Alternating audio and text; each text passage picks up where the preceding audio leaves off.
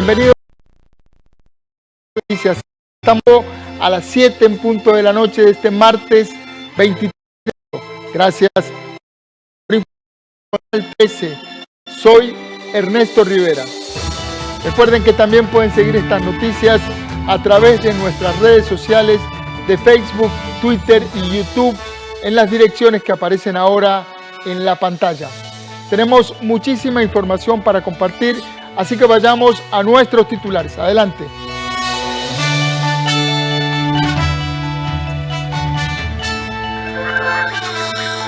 Si los diputados hacen teletrabajo, deben conectarse desde sus despachos y no desde sus casas.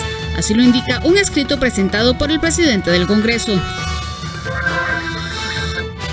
La llegada de Uber y otras plataformas de transporte al país se trajo abajo el funcionamiento de taxis. En los últimos 5 años, la devolución de placas incrementó en un 500%. Le presentamos esta realidad en un reportaje de las periodistas Ana Marta Arce y Rita Valverde. Tras un año de estar cerradas, el próximo 5 de abril se reabrirán las fronteras terrestres para el turismo. Empresas como Transnica celebran la opción para reactivar sus servicios. La época lluviosa iniciará una semana antes de lo normal. Septiembre y octubre serán muy lluviosos por la reactivación del fenómeno de la Niña.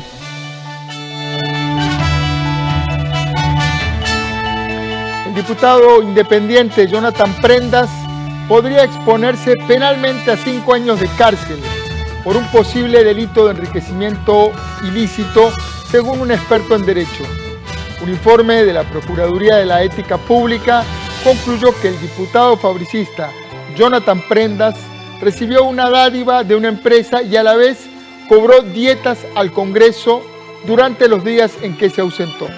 Sin embargo, en la Asamblea Legislativa esta supuesta falta de probidad podría quedar en la nada. El periodista David Roversi nos trae los detalles de este tema. Buenas noches, David. Un durísimo señalamiento el que hace la Procuraduría de la Ética hacia el diputado Prendas.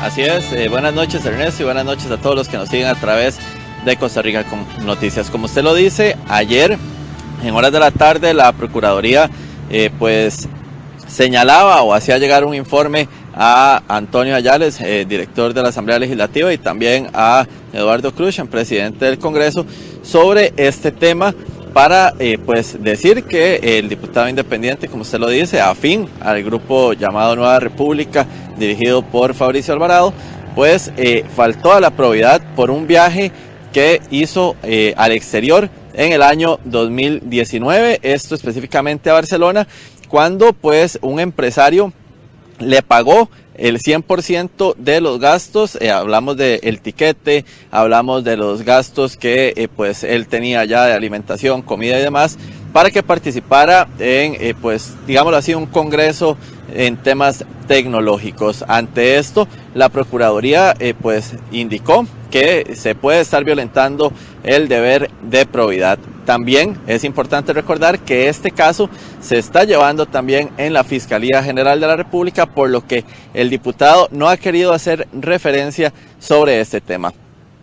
Fuimos, eso sí, acá en Costa Rica Noticias, donde un experto en derecho para consultar distintas cosas sobre esta temática. Pero primero vamos a ver la explicación que él nos da de qué es lo que está pasando y cómo se maneja una situación de estas con un diputado de la República. Hay un pronunciamiento de la Procuraduría de la Ética Pública indicando que en su criterio hay una infracción al deber de probidad al haber viajado con los costos cubiertos por la Asamblea Legislativa y haber recibido una donación por parte de una empresa interesada en financiarlo, de alguna manera participar en los gastos del viaje a la Feria Mundial de Telecomunicación. Eso podría eventualmente generar un conflicto ético, porque hay una prohibición general en el artículo 20 de la Ley contra la Corrupción y el Enriquecimiento Ilícito para que los funcionarios reciban dádivas. Cualquier dádiva tiene que ser tramitada a través de la Contraloría General de la República y aceptada solo como vía de excepción. Bueno, pero es que además del tema ético que nos dice don Ewald y que nos explica un poco cuál es la situación que está señalando la Procuraduría acá en este tema, también existe una Público de que se acuse penalmente al diputado y que se exponga a ir a prisión por más de 5 años. Ahora bien, eso además genera la posibilidad de que podría estarse configurando un delito de enriquecimiento ilícito, que es recibir beneficios derivados del ejercicio del cargo sin tener una causa justa por parte del ordenamiento, que está a cargo de la Fiscalía General por tratarse de un diputado, y será en caso de encontrarse responsable en un juicio, la pena eventualmente puede llegar hasta 5 años de prisión. Les contamos también que pues quisimos hablar con varios diputados sobre este tema. Realmente pues además de la dificultad que hay hoy en día un poco de hablar con ellos por el tema de empleo público, nadie quiere salir del plenario para no perder el voto, pues muchos nos dijeron que preferían no referirse a este tema. Quien sí lo hizo fue José María Villalta, diputado del Frente Amplio, y él asegura que mucho es culpa de la propia Asamblea Legislativa por no tener reglas claras sobre de la probidad. Y bueno, importante decir, y que también lo mencionaba Ernesto al inicio, por ejemplo, el diputado Prendas seguía haciendo pues el cobro de sus dietas acá en el plenario, y es algo de lo que también habló José María Villalta. Bueno, a mí me parece que el informe de la Procuraduría es contundente en cuanto a la comisión por parte del diputado de posibles faltas en la recepción de obsequios de forma indebida, en el uso de fondos públicos, en haber aceptado este viaje que podría ser una dádiva de un particular, y la falta al deber de probidad y a la ley contra la corrupción y el enriquecimiento ilícito. Creo que también el informe señala debilidades del sistema de la propia Asamblea, de las autoridades de la Asamblea que aprobaron permisos sin tener la información adecuada. Como les decimos, también los diferentes mecanismos que hay en la Asamblea Legislativa parecen no bastar para poder dar, digámoslo así, un castigo formal a cualquier persona, cualquier diputado que pues tenga un caso similar con el tema de violar la probidad. De hecho, no es el primero que ocurre acá en el Congreso, años atrás también ha pasado, y bueno, no se ha podido tener ninguna resolución positiva para esto, y es algo de lo que también el diputado Frente Amplista pues se queja, pues dice que hay proyectos de ley que son entrabados por el gobierno y también por algunas fracciones legislativas. En efecto, no es el primer pronunciamiento de la Procuraduría de la Ética indicando que hay faltas al deber de probidad por parte de diputados, pero no hay un mecanismo que la Asamblea haya aprobado para tramitar y sancionar, de acuerdo con las pretensiones de la Procuraduría de la Ética, las faltas que se les imputan a los diputados. Y lo que más me preocupa es la impunidad, porque realmente esta misma Asamblea Legislativa ha propiciado la impunidad de este y otros casos al no haber aprobado la ley para crear un procedimiento que sancione faltas al deber de probidad de parte de diputados y diputadas. Y tenemos el proyecto presentado desde el año 2019, fue dictaminado en la Comisión de Jurídicos, pero el gobierno no ha querido convocarlo y algunas fracciones se han resistido a que ese proyecto avance. Y con eso el mensaje que la Asamblea está enviando es de promover la impunidad de los mismos diputados que cometen estas faltas. Como les indicamos, sobre este tema, por supuesto, consultamos al diputado independiente Jonathan Prendas. Sin embargo, pues no va a referirse al mismo debido a que, como les mencionábamos anteriormente, también se encuentra en investigación por parte del Ministerio Público. Muy rápidamente, nada más, también indicarles a los televidentes que hoy se volvió a abrir la barra de público acá en la Asamblea Legislativa. A eso de las 3 de la tarde se pues dio la posibilidad de que las personas entrasen. Hoy también acá afuera pues hubo manifestaciones a mis espaldas, lo que fue el sector municipal de este lado, y por el lado del frente, digámoslo así, o posterior más bien de la Asamblea Legislativa, se encontraban algunos sindicatos en contra de la ley de empleo público. Pero veamos lo que dijo el presidente del Congreso con la reapertura de la posibilidad de que las personas ingresen a la Asamblea Legislativa, que se da por primera vez en este edificio. He girado instrucciones a la dirección administrativa de permitir el ingreso a la barra del público en aras de que los ciudadanos puedan expresarse ante los diputados y dar seguimiento en tiempo real a las discusiones que estamos dando en el proyecto de empleo público. Este proyecto es de enorme trascendencia y es evidente que distintos sectores de la población tienen mucho interés por estar al día en los cambios que se van dando al proyecto. Para finalizar y muy rápidamente también comentarles dos cositas que pues están sucediendo en el Congreso. Una es que la diputada Nidia Céspedes, quien permanece desde ayer pues reclamando por un proyecto de aborto que podría ingresar a la corriente legislativa, se mantiene todavía en el plenario, o más bien se mantiene todavía en la Asamblea Legislativa de pie. Sin embargo, ahora en el lobby pues cerraron el plenario legislativo y la hicieron salir. Esto pues fue hace escasos 3-4 minutos. Y con respecto al tema de empleo público, hoy solo se pudieron ver 11 mociones con respecto a ayer. Recordemos que tenían 59, hoy quedaron en 70 y así que bueno, el proyecto sigue avanzando. Sin embargo, pues a veces va rápido, a veces lento y así seguirá este juego en la Asamblea Legislativa. Ernesto, con esto regresamos con usted que tiene más información allá en el set principal. Muchas gracias, David Roversi, desde el Congreso con este panorama legislativo. Siempre en estos temas, pese a que el presidente Carlos Alvarado aseguró que el 80% de la fracción oficialista, la del PAC, apoya el proyecto de ley de empleo público, la diputada Paola Vega dijo que el mandatario no se ha reunido con la fracción para hablar a profundidad sobre esta iniciativa.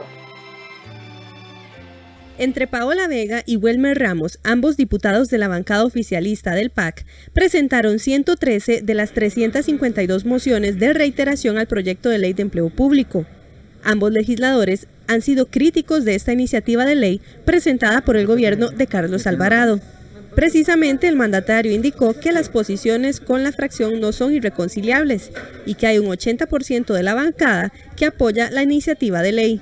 Entiendo que el 80% de la fracción lo respalda, otra parte no lo hace. Bueno, hay un proceso, como usted bien lo dice, de acercamiento en eso. No creo que sean posiciones absolutamente irreconciliables, pero la prioridad en este momento, porque lo necesita así el país, es que ese proyecto de ley sea una realidad. Si no sé de dónde el presidente saca ese dato, en realidad no se ha reunido con la fracción para saber si una mayoría lo apoya. Yo he hecho esfuerzos de comunicación interna con las ministras del gabinete y bueno, he recibido una muy buena actitud de doña Yanina Dinarte, que ha procurado generar estos equilibrios y blindar la constitucionalidad del proyecto, pero por el contrario una actitud totalmente cerrada del diálogo por parte de Pilar Garrido, ministra de Planificación Nacional. Contraria a la posición de la presidencia, la diputada Vega insistió en temas como excluir a las universidades para respetar su autonomía. Por su parte, el legislador Welmer Ramos insiste en que se debe mejorar el texto. Creo que tiene grandes falencias, que sigue teniendo inconstitucionalidades. No es posible que las evaluaciones, el personal, quien lo nombre, de las universidades, del Poder Judicial, de las municipalidades, lo tenga que hacer un ente del Poder Ejecutivo, porque es político. Eso no parece bien, porque la idoneidad de los empleados debe pasar por cada una de las instituciones especializadas. No veo yo al servicio civil haciendo los reclutamientos de médicos o de jueces o de profesores universitarios. Los diputados esperan avanzar en la discusión de todas las mociones que se le hicieron al texto para continuar con el primer debate después del receso de Semana Santa.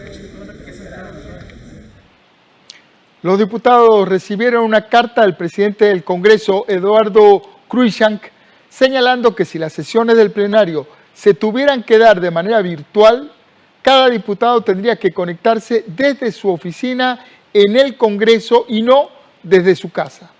En el oficio, Cruikshank fue muy claro que este tipo de trabajo no podría realizarse desde las casas o desde algún otro lugar por las complejidades legales que tendría. El tema volvió a la mesa del directorio legislativo debido a la recomendación del ministro de Salud, Daniel Salas, esto luego de que 2 diputados dieran positivo de COVID-19 la semana pasada. La carta del presidente del Congreso levantó polémica entre sus pares. Usted vio el comunicado en que se dice que en el momento en que tengamos sesiones virtuales, si algún día las tenemos, los diputados tendríamos que venir a la Asamblea Legislativa para conectarnos a través de nuestros despachos. Entonces, ¿cuál es la ventaja? Si yo vengo a la Asamblea, mejor me vengo al plenario. O sea, vea lo ilógico que lo que se trata es de que todos nos quedemos en nuestras burbujas y podamos trabajar desde las casas. No, cuando haya sesiones virtuales, tienen que venir a la Asamblea y conectarse desde sus oficinas. O sea, para mí eso es un insulto. Tras un año de estar cerradas, el próximo 5 de abril se reabrirán las fronteras terrestres. Para el turismo, empresas como Transnica celebran la opción porque esto les permitirá reactivar sus servicios. Vamos con nuestra compañera Andrea González, quien nos trae una ampliación de esta información. Buenas noches, Andrea.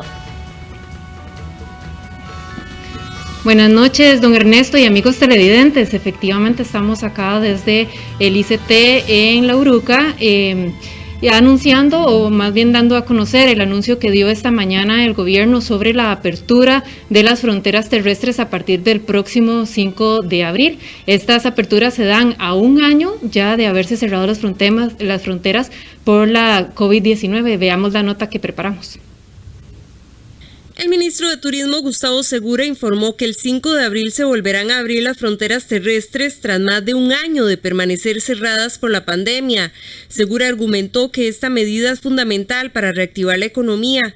Los turistas que ingresen por las fronteras terrestres del país deberán contar con visa en caso de que así lo aplique, llenar el formulario epidemiológico y contar con un seguro de viaje que cubra gastos médicos en caso de infectarse con COVID-19.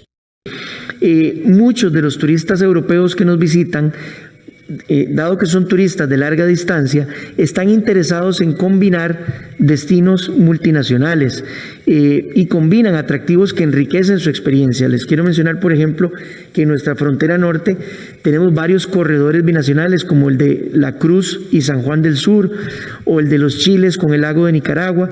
En nuestra frontera sur tenemos Puerto Viejo de Limón con Bocas del Toro y la zona de Golfito y Canoas con la provincia de Chiriquí en Panamá. En el 2019, previo a la pandemia, ingresaron a Costa Rica por la vía terrestre casi 6.000 turistas europeos. La apertura de frontera aérea y marítima se dio en agosto y, según manifestó el ministro de Turismo, ha sido exitosa, aunque la visitación de turistas sigue contraída. Desde agosto hasta febrero ingresaron a Costa Rica poco más de 240,000 extranjeros. De ellos, solo el 0,1% han dado positivo por COVID-19. El jerarca manifestó que en esta ocasión, para el ingreso por frontera terrestre, se eliminará la orden sanitaria para los costarricenses. Para poder mantener este proceso gradual de apertura que hemos venido propiciando con un esfuerzo interinstitucional, de verdad que es crítica la observancia estricta de protocolos. Solo así, como costarricenses, podemos poner nuestro grano de arena para aliviar esa situación tan apremiante de desempleo que vive nuestro país a raíz de la pandemia. La Semana Santa es una linda oportunidad. Aquellos que deseen descansar van a descansar, pero muchos vamos a hacer turismo nacional, vamos a ayudar a comunidades rurales y costeras a que vivan un respiro económico, y la forma de hacerlo es respetando estrictamente los protocolos de prevención. Las fronteras terrestres también son utilizadas por turismo médico. En el 2019 ingresaron al país 1.500 pacientes que invirtieron poco más de $20 millones en establecimientos de salud. Precisamente para ampliarnos sobre este tema es que estamos acá esta noche en vivo con el ministro de Turismo, don Gustavo Segura. Don Gustavo, muchísimas gracias por acompañarnos y darnos este espacio. Bienvenida al ICT y muy buenas noches a todos los televidentes de Canal 13. Gracias por estar acá. Don Gustavo, ¿cuál es el significado real de esta apertura? ¿Qué significa para Costa Rica que finalmente abramos las fronteras terrestres? Muchas gracias. Pues ha habido un proceso gradual de apertura de nuestras fronteras al turismo, ¿no? El proceso nos llevó primero a una apertura de las fronteras aéreas, posteriormente a las fronteras marítimas para yates y veleros, y es importante mencionar que hay un grupo importante de turistas, especialmente europeos, que históricamente son muy gustosos de combinar destinos binacionales. Para mencionarles 2 ejemplos, en nuestra frontera norte hay 2 corredores muy gustados por los turistas, la Cruz de Guanacaste con San Juan del Sur en Nicaragua, los Chiles de San Carlos con la zona del lago Nicaragua. En nuestra frontera sur, Puerto Viejo de Limón se combina mucho con Bocas del Toro, y la zona de corredores, Golfito y Paso Canoa, se combina mucho con la provincia de Chiriquí. Para el año 2019 aproximadamente 6,000 turistas disfrutaron ese tipo de atractivos. Además hay un mercado bien interesante en un nicho que es el de turismo de salud por vía terrestre. La Cámara Costarricense de la Salud estima que para el 2019 más de 1,500 personas ingresaron por vía terrestre para procedimientos médicos, dejando en Costa Rica más de 20 millones de dólares. Entonces, consideramos que este es un momento apropiado para dar ese paso a la apertura de las fronteras terrestres con requisitos para turistas, que es muy importante, es el tema de los requisitos. Exactamente, tal vez si nos puede detallar esos requisitos en temas, me imagino, de seguros, tal y como como cumplió el ingreso por vía aérea. Es correcto. En estos momentos hay 2 requisitos que son los que hemos determinado son importantísimos en tiempos de pandemia. El primero es que cualquier turista debe llenar un pase de salud electrónico antes de ingresar al país, y el Ministerio de Salud se lo aprueba de regreso a través de un código QR, ya sea a su teléfono celular o a su aparato portátil. Por otro lado, los turistas, en este caso también los que ingresen por la vía terrestre, deben adquirir un seguro que les cubra durante su estadía en Costa Rica eventualidades médicas por COVID-19 o una estadía extendida en caso de tener que asumir cuarentena. Además, aplican todas las condiciones migratorias que tradicionalmente aplican en Costa Rica. Es decir, si un turista quiere ingresar por la vía terrestre y es de una nacionalidad que no necesita visa, pues nada más necesitará el pase de salud y el seguro. Pero si es de una nacionalidad que necesita una visa consular, primero necesita obtener el requisito migratorio de la visa consular. Y finalmente estamos a una semana ya de la llegada de la Semana Santa. ¿Cómo se espera que sea esta semana turísticamente para el país? ¿Podría reactivar el sector? Yo creo que todo el sector turístico espera la Semana Santa con muchísima esperanza, con muchísima ilusión. Tengo conocimiento e información de que ya la ocupación de los hoteles anda aproximadamente un 60% en todo el país, en algunas regiones un poquito más que en otras. Yo creo que se podría llegar a entre un 65 y un 70%, lo cual es muy bueno para venir a brindar alivio en momentos muy difíciles. Yo quisiera aprovechar la oportunidad que ustedes me brindan entonces para llevar un mensaje, primero, de cuidarnos entre todos, porque la Semana Santa pasada no tuvimos esta oportunidad. Este año tenemos la oportunidad de escoger. Aquellos que escojan quedarse en casa y cuidarse en casa, lo pueden hacer sin problema. Los que escojan actividades religiosas, pues sin duda lo pueden hacer también cuidándose.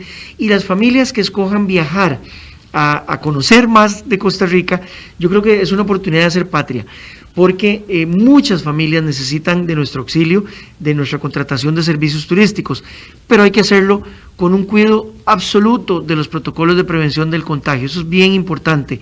Y yo también quiero hacer un llamado a que apoyemos guías de turismo certificados y certificadas, empresas de turismo de las más pequeñitas, que son las que más necesitan apoyo, restaurantes, artesanía, tours en bote. Apoyemos mucho a esos empresarios y empresarios turísticos que tanto apoyo necesitan de nosotros en estos momentos. Perfecto. Muchísimas gracias, don Gustavo, por su tiempo, y a ustedes, amigos televidentes, como dice don Gustavo, si van a utilizar esta semana para vacacionar y conocer Costa Rica, recuerde continuar con las medidas de salubridad, y ustedes siguen con muchísima más información allá en el set principal.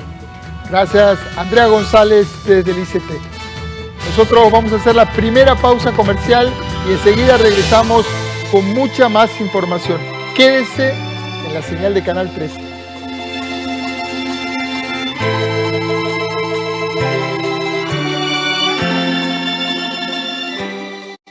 El crédito crédito más popular para que unifique sus deudas. Lili, con una sola deuda, liberó su salario. Manuel bajó los intereses al refundir sus deudas. Y Sophie paga una cuota más baja porque canceló otras tarjetas más caras. Solicite usted también el crédito más popular y unifique sus deudas.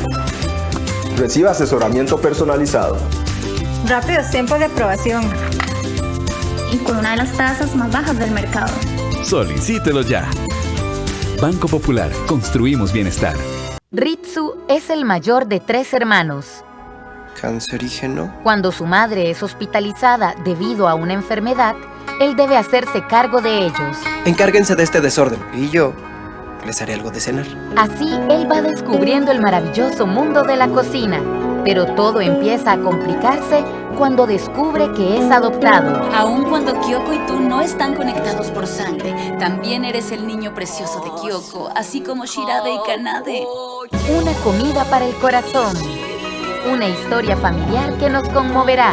De lunes a viernes a las 11:30 de la mañana.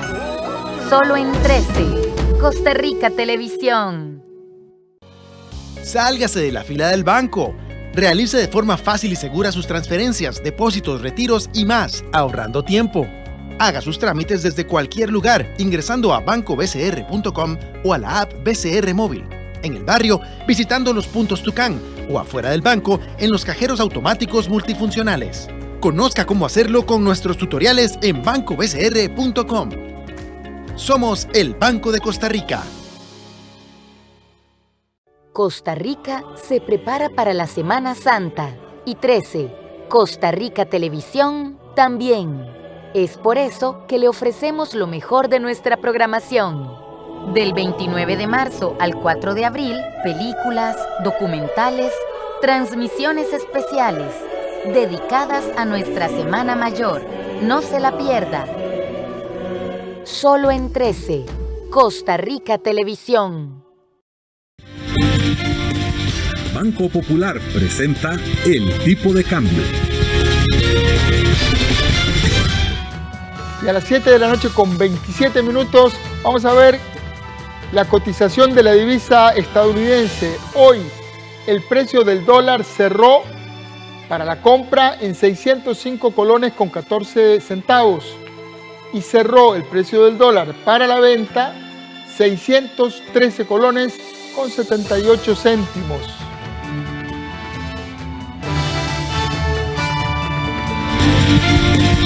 Banco Popular presentó el tipo de cambio. Cambiamos de tema. El negocio de las placas de taxi cae en picada. La cantidad de placas que se devuelven al Consejo de Transporte Público crece exponencialmente cada año. Del 2000 al 2015 se devolvieron 254 placas y en los últimos 5 años esta cifra aumentó 6 veces. Para complicar aún más las cosas a los taxistas, la tecnología les sembró una competencia feroz. Uber, Didi y otras plataformas inundaron literalmente las calles con miles de choferes que ofrecen un servicio más barato, personalizado y además blindado tecnológicamente. Hoy, en las calles, se libra una batalla en la que ninguno gana lo suficiente como para vivir con dignidad. Me acompaña aquí la periodista Ana Marta Arce, quien junto a Rita Valverde realizaron un reportaje especial sobre este delicado escenario que afecta a miles de costarricenses. Buenas noches, Ana Marta. ¿Qué tal? Muy buenas noches, don Ernesto y amigos televidentes. Enfrentados por sobrevivir es un reportaje sobre taxistas y conductores de plataformas tecnológicas que muestra las dos caras de la moneda. Aunque comparten el mismo oficio, transporte remunerado de personas, las condiciones son muy distintas. Ambos trabajan durante largas jornadas por salarios que no les satisfacen sus necesidades y las disputas crecen, la tensión y las necesidades se acumulan y las soluciones del Estado no llegan. Veamos la siguiente información que hemos preparado. La entrada en operaciones de las plataformas digitales de transporte revolucionó la forma de transportarse en el país. Los taxis rojos dejaron de ser la primera y casi única opción en Costa Rica para realizar viajes remunerados. Uber, la empresa estadounidense que proporciona una plataforma para conectar a conductores y clientes previamente registrados, entró en funcionamiento a partir del 2015 en Costa Rica. Desde entonces, las placas de taxis que durante años fueron altamente codiciadas han ido perdiendo su valía. En 15 años se devolvieron apenas 254 placas en total, es decir, en promedio se devolvieron 17 por año. Sin embargo, a partir del 2015 esta cifra se multiplicó, pues pasó de 17 a 241 placas canceladas por año. Y del 2018 en adelante, la tendencia aumentó aún más, al punto de llegar a la cancelación de 340 placas por año. A la fecha, el Consejo de Transporte Público reporta un total de 1.680 concesiones canceladas o devueltas. Es evidente que en la mayoría de los casos es porque la situación económica y tanta actividad irregular de transporte de personas hacen para algunos de los concesionarios difícil mantener el servicio y por eso lo devuelven. Algunos otros ha sido porque necesariamente abrimos un procedimiento por algún incumplimiento de conformidad con la ley con algunos de los aspectos contractuales. Isabel Vargas, taxista desde hace 5 años, y Denis Mora, quien también trabaja como taxista desde hace 30 años, cuentan cómo les ha afectado el funcionamiento de estas plataformas. Imagínense que yo ahora en la mañana llegué al punto a las 7 y salí a las 8:35. Hora 35 minutos haciendo una fila. Es más, y salir con un servicio de 660. El asunto no es fácil, el asunto es muy duro. Yo como chofer, yo tengo que pagar cuota. Yo tengo que pagar 10.000 colones diarios por mis labores. Obviamente, y ahí, el cuerpo sufre un desgaste físico y mental al andar uno todos los días en esas calles de Costa Rica y sobre todo aquí en el GAM. Es un estrés, el sol, las presas, el smog, el hecho de que no hay clientes porque ya cuesta mucho de que un cliente le saque la mano. Ahora esto se mueve con tecnología de punta y eso es lo que tienen los piratas, tecnología de punta, y ellos tienen clientes porque cobran más barato. Ahora le mostramos la otra realidad. El 21 de agosto del 2015, Uber inició operaciones en Costa Rica, año en el que precisamente aumentó la devolución de placas de taxis. Han pasado 6 años de la llegada de Uber y se han sumado al menos 7 plataformas para este servicio. Ahora solo 4 de ellas continúan en vigencia. En la actualidad se contabilizan 20.000 repartidores y al menos 30.000 trabajadores más que se dedican al transporte de personas. Esta ha sido la alternativa más viable en el último año para aquellas personas que se quedaron desempleadas producto de la pandemia. Y aunque al principio se tornaba como un negocio muy atractivo, hoy la expectativa es diferente. Hay un tema de discriminación de remuneración económica hacia los conductores. A puro inicio, hace 5 años, cuando la plataforma más grande que se menciona acá en Costa Rica ingresó al país, pues las ganancias de los conductores eran montos pues buenísimos. ¿Qué pasó con el tema de la pandemia?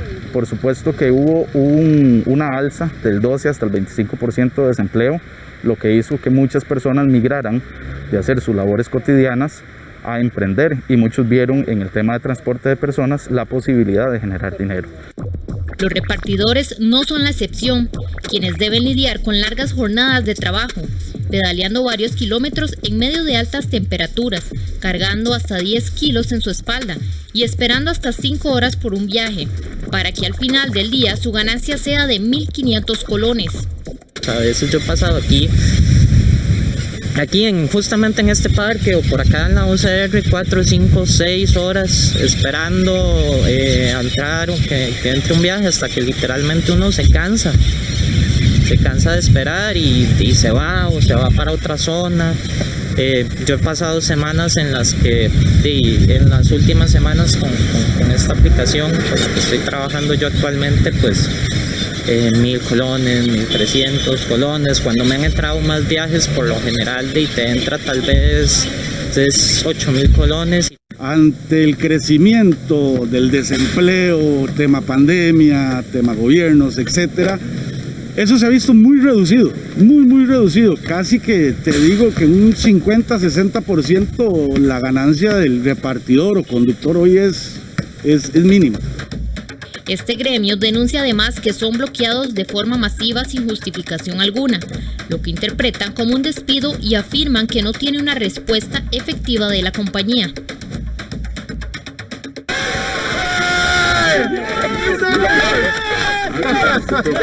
Desde la semana anterior, los trabajadores de Uber en Reino Unido cuentan con salario, pensiones y vacaciones remuneradas tras una sentencia judicial.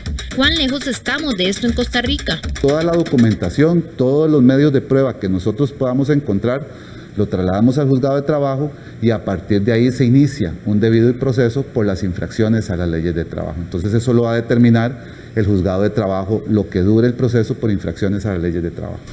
Además, un conductor de Uber y una taxista se dicen de frente las molestias que tienen respecto a sus condiciones laborales. Ha sido el gobierno permisivo con las plataformas y a nosotros no nos ha dado ningún beneficio. ¿Será que esta persona que está representando a los taxistas en el CTP no sirve? Esto se lo presentamos en la siguiente entrega.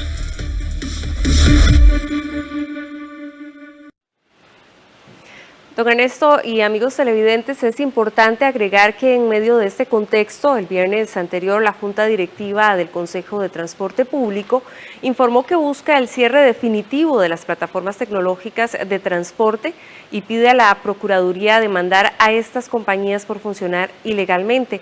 Esto sin duda alguna ha generado incertidumbre y molestia no solo a estos conductores, sino también a muchos de los usuarios de estas plataformas. Completísimo el informe, la primera parte del informe.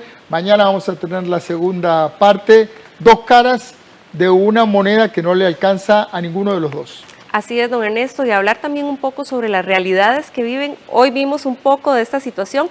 Mañana vamos a ver también el proceso que está trabajando el Ministerio de Trabajo. Se creó también por parte de los repartidores de Uber un sindicato para trabajar pues, por estos derechos. Sindicato de Riders. Mañana, segunda parte. Muchas gracias, Ana Marta Arce. Buenas noches. El verano se va despidiendo y la época lluviosa iniciará una semana antes de lo normal. Septiembre y octubre tendrán abundantes precipitaciones por la reactivación del fenómeno de la Niña. Al volver de la pausa, le vamos a desarrollar esta información. Ya volvemos.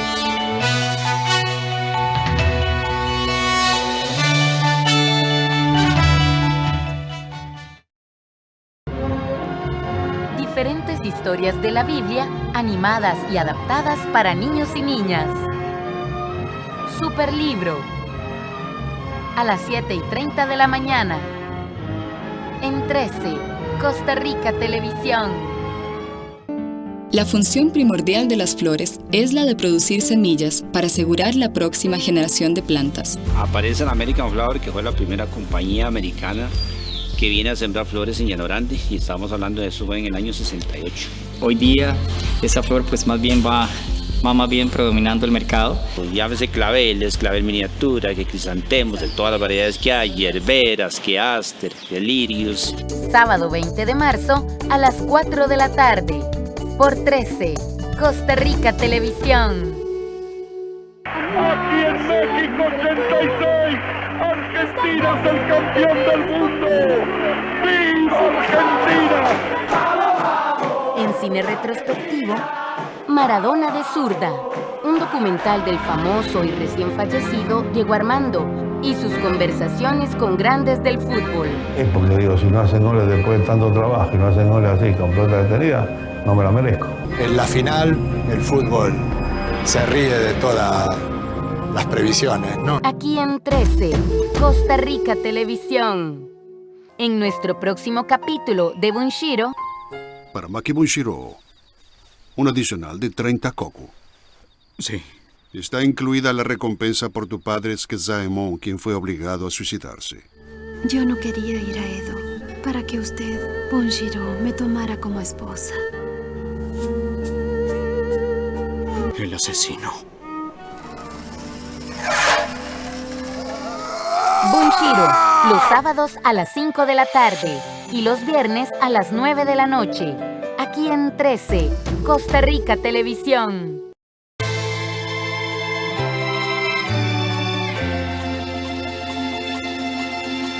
Siete de la noche con 39 minutos. La época lluviosa se adelantará este año e iniciará una semana antes de lo normal.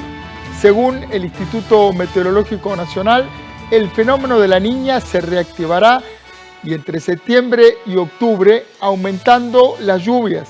Para este año se descarta sequía en el Pacífico ante la ausencia del fenómeno del Niño. Veamos la información.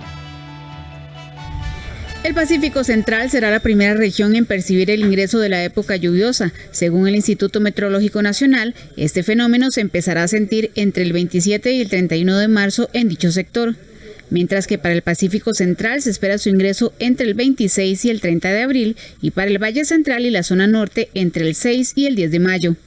Para la península de Nicoya será entre el 11 y el 15 de mayo y para el Pacífico Norte será entre el 16 y el 20 de mayo. Los expertos del Instituto Meteorológico Nacional pronosticaron condiciones más lluviosas de lo normal en el Pacífico y el Valle Central, mientras que en el Caribe continuará con déficit. Sobre el fenómeno de la Niña, aclararon que se va acercando a una fase neutral para los meses de mayo o junio, pero podría reactivarse en septiembre y octubre, aumentando las condiciones muy lluviosas para el último trimestre del año.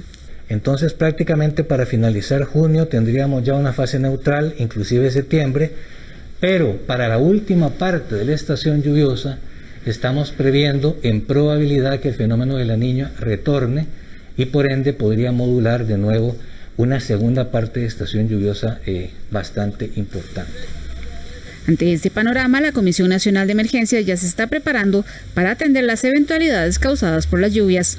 El periodo lluvioso prácticamente inicia de cara a las próximas semanas y estará consolidado ya para mayo, de modo tal que nosotros tenemos que trabajar en toda la preparación de la red de albergues, están identificados, tenemos capacidad para albergar a más de 17,000 personas en diferentes sitios en el país, una red de bodegas también que ya se están reabasteciendo a partir de el uso de los suministros que se han venido dando durante toda la emergencia, así como la vigilancia de más de 126 deslizamientos, una red de radio que implica 600 puestos de comunicación. Según el Instituto Meteorológico Nacional, el año pasado en el Océano Pacífico se registró un superávit de lluvias de un 30%, mientras que en el Caribe hubo déficit de un 30% y aún se sigue presentando. En tema de ciclones, este 2021 será intenso, pero menos que el año pasado, donde se presentaron 30, es decir, el doble de una temporada normal. Según el meteorológico, para este 2021 podrían registrarse entre 15 o 20 ciclones tropicales con nombre y entre 7 y 10 huracanes.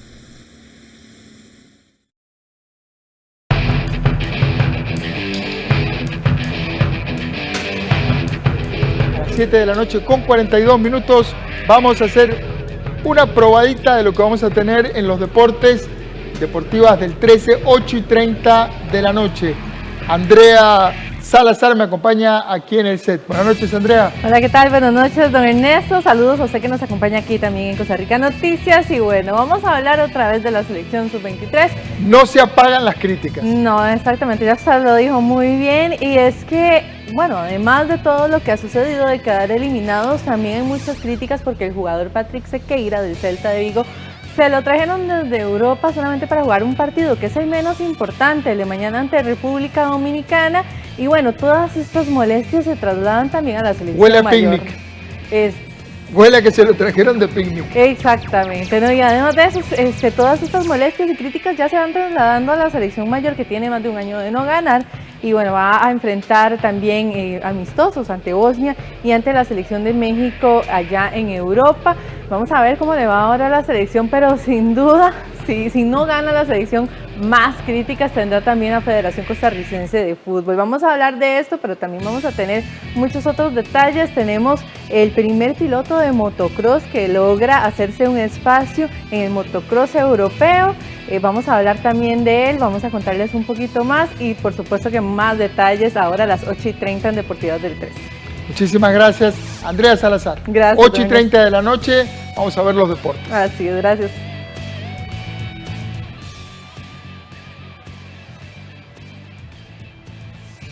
En este momento vamos a hacer una breve pausa comercial y enseguida regresamos con mucho más.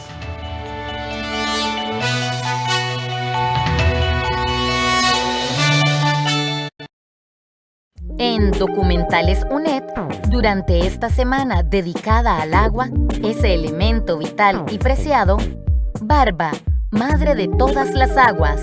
El miércoles 24 de marzo a las 9 de la noche, con repetición el martes 27 a las 7 de la mañana y 4:30 de la tarde. Aquí en 13, Costa Rica Televisión.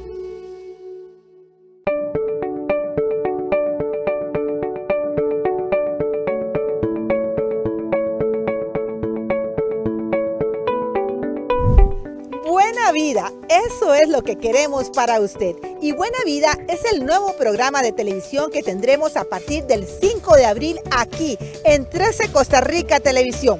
A las 2:30 de la tarde vamos a compartir informaciones para mejorar la calidad de vida de las personas mayores. Les esperamos. Una joven monja portuguesa debe llevar un mensaje al Papa. Un policía le ayudará en su peligrosa misión. Debes ir a verlo con un mensaje mío para el Papa. Dan por inminente un atentado. Ajá. ¿Organizado por quién?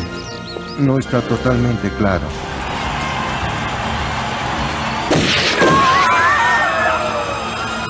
El tercer secreto de Fátima, el lunes 29 de marzo a las 8 de la noche, en 13, Costa Rica Televisión. Llamada la Reina del Landó y una de las grandes representantes de la música afro en Perú y Suramérica, Eva Ailón, nos acompaña en Músicos de Latinoamérica. Bueno, yo soy una agradecida de la vida. He aprendido a agradecer a la vida. Sigo creyendo y teniéndole fe a la gente que me acompaña a hacer mi música.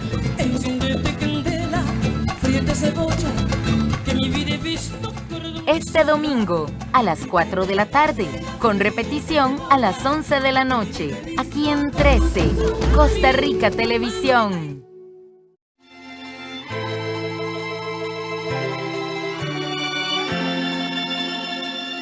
Siete de la noche con 47 minutos.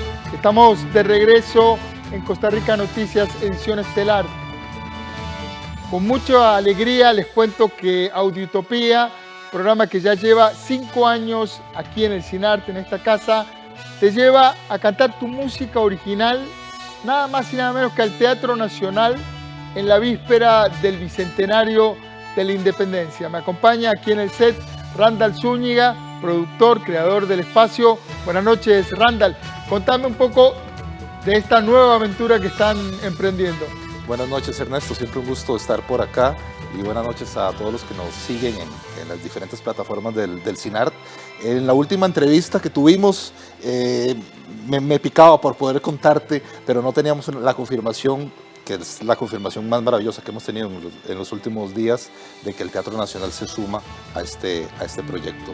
Así que la gente que nos ve, que nos escucha, pues hay una invitación enorme, hermosa, para celebrar el bicentenario de nuestra independencia, y es que estamos convocando para que la gente nos envíe canciones originales, inéditas, pueden ser músicos profesionales o no.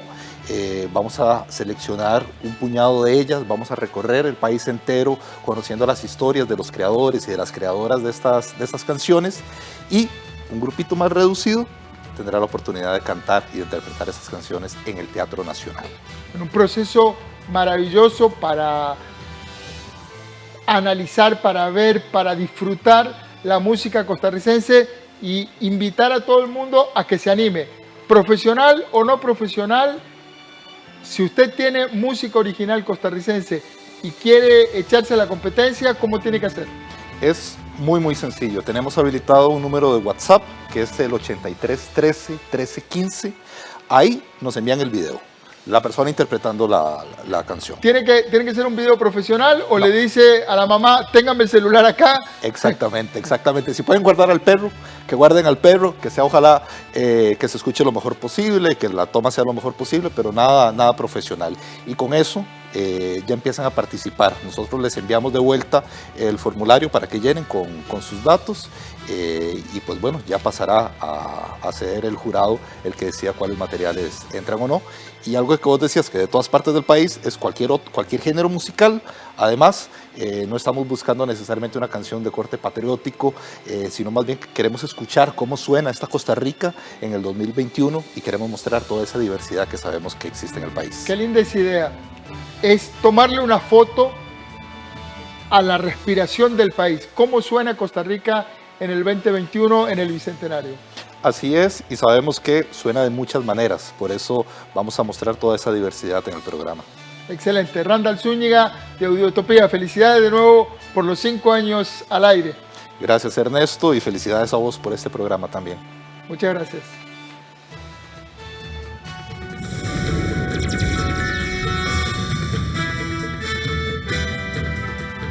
Cambiamos de tema, nos vamos a las noticias del mundo. Un incendio mata al menos a 15 personas y deja más de 20.000 desplazados y 500 heridos en un campamento de refugiados al sur de Bangladesh.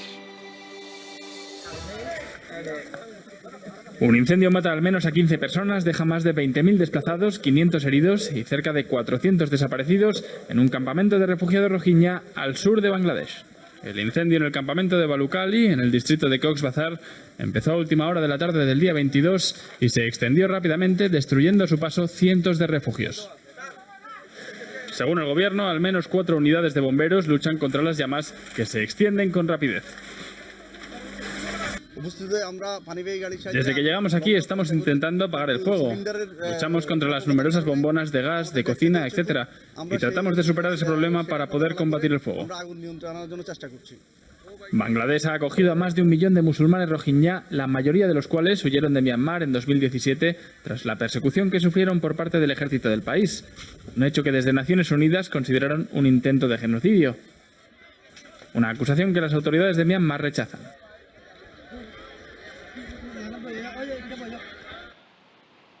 Ponga ahora atención a estas imágenes. En Nicaragua, cientos de personas vistieron de gala a su mascota para que recibiera la bendición del protector de los animales y enfermos, San Lázaro. La fe católica también protege a las mascotas en Nicaragua. Aquí en la ciudad de Masaya, los habitantes acudieron el domingo a la iglesia María Magdalena en el barrio de Moimbó, con sus animales en brazos para que recibieran la bendición de San Lázaro, protector de animales y enfermos. Los dueños engalanan a sus mascotas antes de ir a la iglesia. En el templo son llevados hasta el santo y finalmente el propietario coloca una vela a los pies de la imagen como muestra de agradecimiento. La festividad se realiza desde el siglo XIX previo a Semana Santa y tiene similitud con los festejos españoles de San Antonio Abad, también patrono de los animales. Nuestra perrita Coco la andamos bendiciendo por lo que es el Día de San Lázaro. Nosotros somos de la religión católica y lo hacemos esto frecuentemente, año con año, una tradición. Y me parece muy genial poder venir y traer a mi perrita Nina para que San Lázaro me la bendiga y me la proteja siempre. Algunos propietarios también acuden para pedir por el regreso a casa de sus mascotas extraviadas. Por ser un santo al que también acuden los enfermos, esta vez varios fieles piden a San Lázaro para que cuide a los familiares y amigos contagiados de COVID-19. La tradición suele convocar a fieles de otras latitudes, aunque este año la pandemia contuvo las visitas. Nicaragua es el único país de Centroamérica que no decretó una cuarentena ni tomó medidas de restricción para contener la pandemia de COVID-19. Igualmente, los devotos guardan las distancias con mascarilla y mucha fe. El regulador sanitario de Estados Unidos expresó su preocupación de que el laboratorio AstraZeneca haya incluido datos desactualizados en sus ensayos clínicos en ese país. AstraZeneca otra vez en aprietos. El regulador sanitario de Estados Unidos expresó el martes su preocupación de que el laboratorio sueco-británico haya incluido datos desactualizados en los ensayos clínicos en ese país de su vacuna contra el coronavirus, lo que puede haber dado lugar a una estimación incompleta de su eficacia. La farmacéutica explicó en un comunicado que utilizó datos anteriores al 17 de febrero y mostró su disposición para entregar en 48 horas un análisis con los datos de eficacia más actualizados posible. AstraZeneca dijo el lunes que ensayos en más de 32,000 personas en territorio estadounidense mostraron que la vacuna es eficaz en un 79% para prevenir los casos sintomáticos en la población y en 100% para evitar las formas severas de la enfermedad y las hospitalizaciones. También garantizó que su producto no aumenta el riesgo de coágulos en la sangre. Esta vacuna es más barata y fácil de almacenar que otras, pero varios países suspendieron temporalmente la semana pasada la vacunación con este fármaco debido a los casos aislados de coágulos sanguíneos registrados en algunas personas que la habían recibido. La Agencia Europea de Medicamentos la consideró segura y eficaz, y el fármaco volvió a ser administrado en varios países.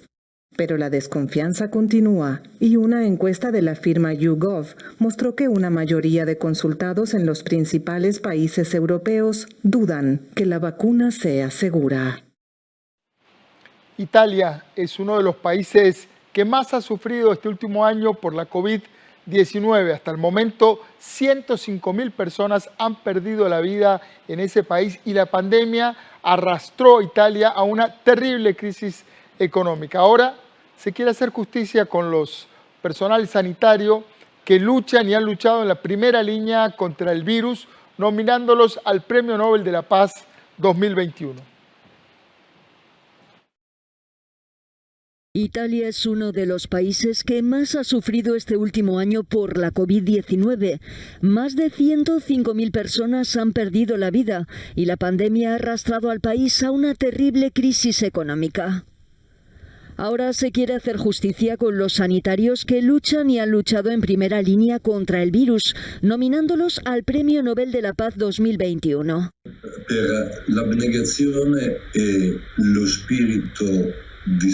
Queríamos honrar la abnegación y el espíritu de sacrificio demostrado por los trabajadores que lucharon contra la pandemia para salvar vidas humanas. La nominación es para todos los italianos que hicieron un milagro. Al principio muchos pensaron que era una lucha imposible. Sin tiempo para prepararse, con pocos recursos materiales y humanos, solo podían contar con su experiencia y su talento. El recuerdo de aquellos primeros días de pandemia es especialmente emotivo para los médicos que lo vivieron en primera persona. Uno de ellos es el profesor Cavanna, jefe de oncología del Hospital Piacenza.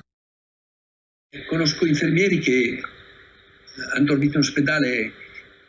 Conozco a enfermeras que han dormido en el hospital durante semanas, médicos que están en el hospital porque no quieren llevar el virus a casa, personas que han mandado lejos a sus familias, otras cuyas vidas han dado un vuelco, pero simplemente siguieron adelante. Veramente cambiata la vita personale, però questo senza farlo pesare. Al ver que la sala de urgencias se llenaba, el profesor Cavanna tomó la decisión de tratar a cada paciente en casa mientras sus síntomas todavía eran leves. Terminó visitando a más de 300 pacientes. Hoy recuerda lo difícil que fue.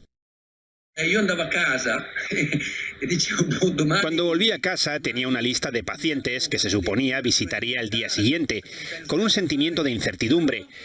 Pensaba, espero estar en forma mañana y poder seguir trabajando. Ver a mis pacientes mejorar era un estímulo.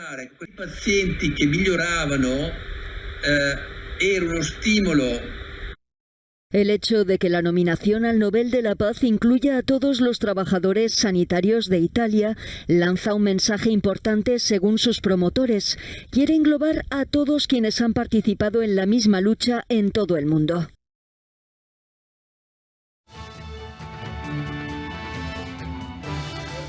A las 7 de la noche con 59 minutos llegamos al final de esta edición estelar de Costa Rica Noticias. Gracias por informarse con la señal de Canal 13. Apostamos por ofrecerle actualidad y contexto. En unos minutos voy a conversar con la directora del Teatro Nacional, Karina Salguero, y con el director de Patrimonio, Diego Meléndez. Vamos a hablar sobre una serie de cambios que se vienen en el corazón del maravilloso Teatro Nacional, que es en la señal de Canal 13, que ya volvemos con esta entrevista de fondo.